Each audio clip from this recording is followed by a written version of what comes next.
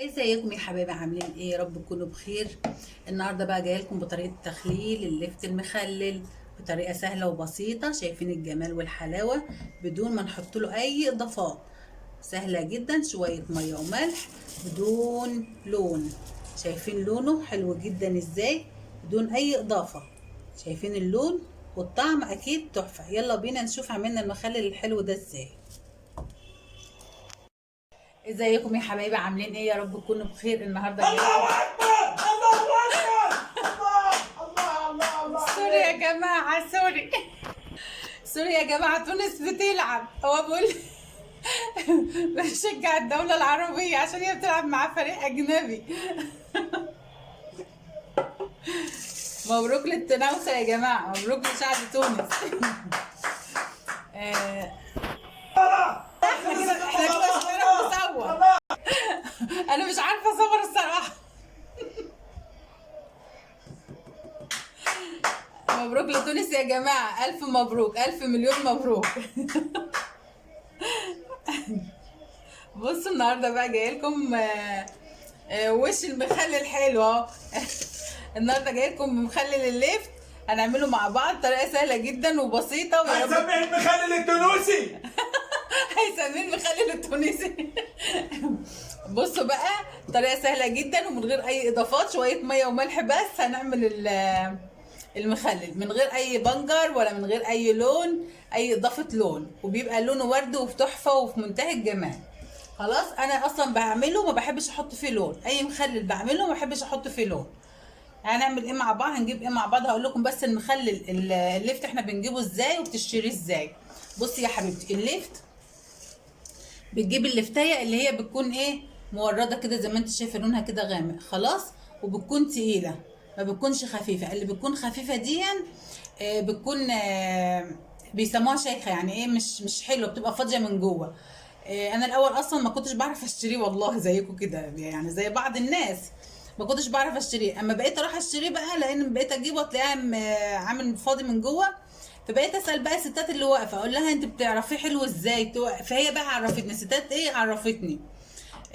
بتشتري اللي هي مورده كده، اللي لونها غامق كده وبتكون تقيله معاك، دي اللي بتبقى حلوه. وفعلا تلاقيت كلامهم صح، بقيت اشتري اللي هي مورده دي، واللي بتكون تقيله دي اللي بتبقى حلوه. خلاص، وشويه ميه وشويه ملح. هنعمل ايه؟ هنقطع المخلل الاول، هنقطع اللفت دلوقتي مع بعض. هما دلوقتي بيبيعوه بالجزء ده. بالشبشور. بالاول كنا نشتري الحاجه بسيطه خالص كده، دلوقتي بيبيعوه. بصوا بصوا، ده كيلو ونص ب5 جنيه. هنعمله دلوقتي مع بعض، لحظه كده. هنجيب طبعا اللفت كده، هنشيل ده بنملحه يا جماعه، بس انا مش هملحه، لو احتجته في الاخر هعملها، لو ما احتجتوش حط حاجه بسيطه بس منه. خلاص، انا طبعا غسلاه حلو جدا ومجهزاه على التخريط، بس على التقطيع. هنقطعه مع بعض. قطعي بقى ايه، طرنشات كده.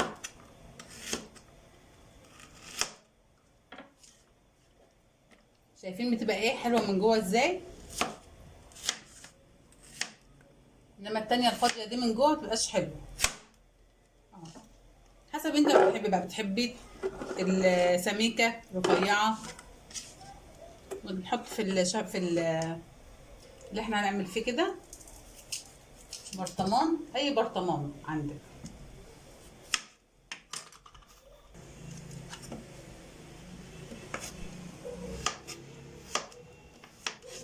عشان هو حلو،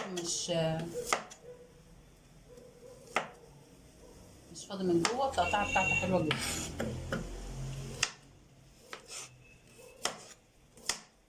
انا هقطع بقى الكميه مع نفسي لغايه ما البرطمان يتملى، وارجع لكم نشوف هنعمل ايه. خلاص كده، انا حطيت اللفت اهو، قطعته وحطيته في البرطمانات زي ما انتم شايفين كده اهو. بصوا اهو. هنعمل ايه دلوقتي؟ هجيب كده الميه. ميه معانا دي لتر ونص، في حدود لتر ونص، وطبعا الميه حسب كميه اللفت اللي انت هتعمليها. بصوا يا جماعه، هجيب 3 معالق كده كبار اهو، مليانين هرمي اهو.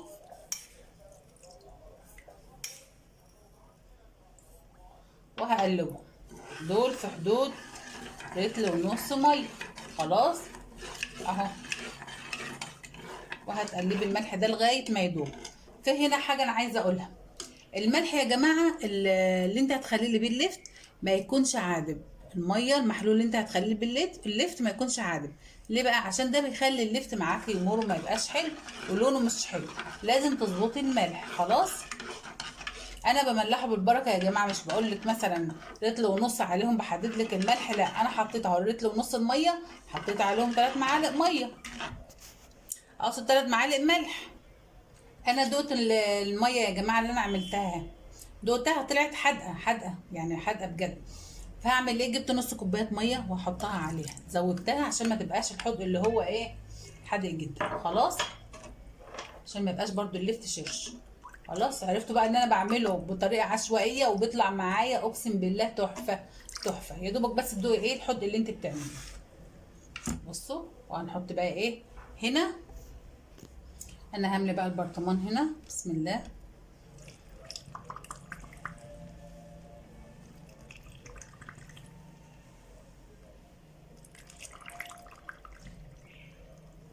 لغايه ما تغطى اللفت بالميه، بالمحلول الميه والملح. خلاص، البرطمان التاني برضو نمليه لغايه ما نغطي وش اللفت بيه بالميه اهو. خلاص كده، واللفت اتخلل معانا اهو بالكيسه كده اهو، ونقفل عليه كويس جدا، تقفلي عليه كويس جدا عشان ما يدخلوش هوا. خلاص، ادي برطمانات اللفت اهي مخلل.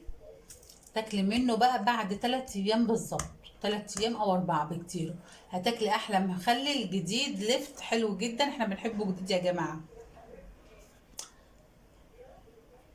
احسن ما بتشتريه من بره بيكون مش مغسول، يعني مش بيحطوا. صدقوني انا شفت المنظر قدامي، بيحطوا الخيار، مخلل الخيار، والله العظيم اقسم بالله انا شفت المنظر ده قدامي.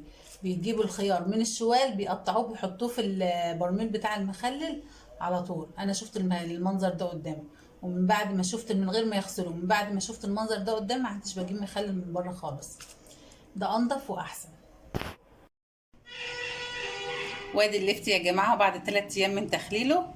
بصوا، بدون اي اضافه لون، انا ما بحبش اضيف له اي لون، هو منه فيه الميه بتبقى لونها كده زي ما انتم شايفين الجمال ده اهو. ده بعد 3 ايام زي ما قلت لكم. لو عجبك الفيديو لايك وشير وسبسكرايب، ويا ريت تفعل الجرس عشان يوصلك كل جديد انا بعمله. انتظروني في فيديو جديد. سلام عليكم.